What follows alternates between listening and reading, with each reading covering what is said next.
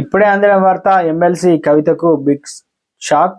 CBI కొత్త sketch అంటూ వార్తా కథనాలు అయితే వస్తున్నాయండి. దీనికి సంబంధించి వివరాలు చెప్పడానికి వీడియో చేయడం జరుగుతుంది. వీడియోని స్కిప్ చేయకుండా ఎండ్ వరకు చూడండి. కంప్లీట్ ఇన్ఫర్మేషన్ అయితే అర్థమవుతుంది. చాలా మంది మీరు చూస్తున్నారు కానీ సబ్స్క్రైబ్ మర్చిపోతున్నారు. దయచేసి ఛానల్ సబ్స్క్రైబ్ చేసుకొని బెల్ ఐకాన్ ఆల్ ట్యాప్ చేయండి. ఇటువంటి ఇంపార్టెంట్ ఇన్ఫర్మేషన్ మిస్ అవ్వకుండా మీ ఫోన్ నోటిఫికేషన్ రూపంలో వస్తుందండి. చాలా మంది మీరు చూస్తున్నారు కానీ లైక్ చేయడం లేదండి. దయచేసి లైక్ చేయండి. ఇన్ఫర్మేషన్ అందరూ తెలుస్తుంది. ఢిల్లీ లిక్కర్ స్కామ్ కేసులో మరో కీలక పరిణామం చోటు చేసుకుంది. సిబిఐ కేసులో నిందితుడు శరత్ చంద్రారెడ్డి అప్రూవ్ గా మారాడు.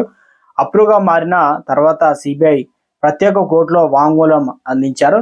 సెక్షన్ 164 కింద వాంగ్మూలాన్ని శరత్ చంద్రారెడ్డి ఇచ్చినట్లు సిబిఐ పేర్కొంది. శరత్ చంద్రారెడ్డి వాంగ్మూలం కేసు నమోదు చేశారు ప్రత్యేక కోర్టు. ఇక మొత్తానికి ఈడీ కేసులు గతంలో అప్రూవల్ గా శరత్ చంద్రారెడ్డి మారిన విషయం తెలిసిందే.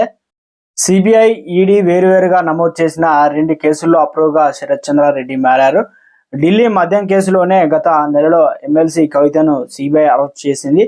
కోర్టులో హాజరుపరిచాక తెలంగాణలో భూములు కొనుగోలు లావాదేవీల వ్యవహారంలో శరత్ చంద్రారెడ్డి కవిత బెదిరించినట్లు సిబిఐ పేర్కొంది. అదే కేసులో మాగుంట రాఘవ, దినేష్ అరోరా అప్రూవల్ గా మారారు.